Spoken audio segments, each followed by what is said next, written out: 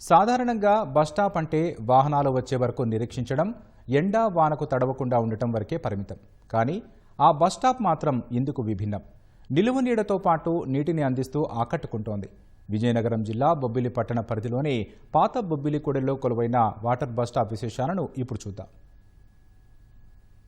విజయనగరం జిల్లా బొబ్బిలి పట్టణ పరిధి పాత బొబ్బిలి కూడలి ఇది. ఈ మార్గంలో 15కు పైగా గ్రామాల ప్రజలు రాకపోకలు సాగిస్తుంటారు. బొబ్బిలి పార్వతీపురం ప్రధాన రహదారి కావటంతో ఇతర ప్రాంతాలకి చెందిన వారు తీర్థయాత్రలకు వెళ్లేవారి తాకిడి అధికమే. ఇంతటి ముఖ్యమైన ఈ కూడలిలో నీటి వసతి లేక ప్రజలు పడుతున్న ఇబ్బందుల్ని గుర్తించిన పాత బొబ్బిలికి చెందిన పాల వ్యాపారి శంకర్రావు వినూత్నంగా ఆలోచించారు. సొంత నిధులతో పాటు దాతల సహకారంతో సుమారు 1,60,000 రూపాయలతో బస్టాప్ ను నిర్మించారు. 1000 లీటర్ల ట్యాంకును బస్టాప్ పై అమర్చారు. అప్పటికే ఉన్న బావిలో మోటారు ఏర్పాటు చేసి వాటర్ ట్యాంకుకి నీటి పైపులు అనుసంధానించారు. బస్టాప్ ముందు భాగంలో కుళాయిలు ఏర్పాటు చేశారు. దీంతో ప్రయాణికులు, రైతులు, కూలీలు, తీర్థయాత్రల కోసం దూర ప్రాంతాల నుంచి వచ్చిన వారికి నిలువ నీడతో పాటు నీరు ఇస్తోంది ఈ వాటర్ బస్టాప్.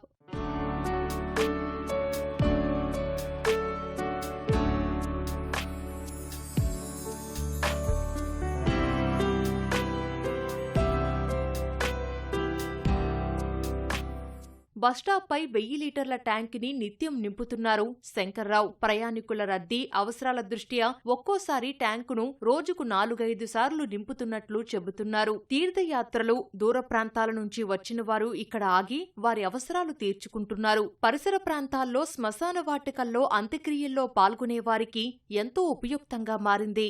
వాటర్ బాటిల్ కొనుక్కొని తాక్కొని వెళ్ళే పరిస్థితి చాలామంది ఒక సెట్ టైంలో డబ్బులు ఉండొచ్చు, లేకపోవచ్చు. జోబీలో ముసలి వాళ్ళని ఎవరైనా జోబీలో ఉండొచ్చు, లేకపోవచ్చు. అటువంటి వాళ్ళందరికీ బాగుండాలి అనే ఆలోచన వచ్చి నేను స్టార్ట్ చేయడం జరిగింది. పొలాలకు ఇళ్ళలు నీరు పట్టుకోవడం వెళ్ళడం జరుగుతుంది. ఇంటి నుంచి నెక్స్ట్ ఏంటంటే ఇక్కడ సిమెంట్ కూడా ఐరన్ షాపు ఉన్నాయి. కలాసులు లోడ్లు దించేటప్పుడు వాళ్ళు వచ్చి స్నానం చేసుకొని హ్యాపీగా వెళ్ళడం జరుగుతుంది. నెక్స్ట్ మాలలు వేసుకున్న వాళ్ళు ఒక 200-300 మంది వరకు అయ్యప్ప మాలలు, శివమాలలు వేసుకున్న వాళ్ళు కూడా వచ్చి ఇక్కడ స్నానం చేసుకుని హ్యాపీగా ఉంది అని చెప్పుకుని నాకు చాలా థ్యాంక్స్ కూడా చెప్పుకుని వెళ్ళడం జరుగుతుంది సార్.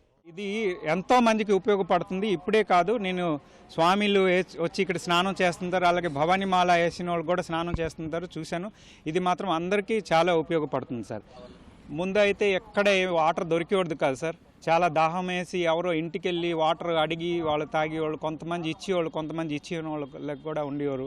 కానీ ఇది నిర్మించిన వల్ల హ్యాపీగా అందరూ వచ్చేసి 24 అవర్స్ వాటర్ ఉంటుంది.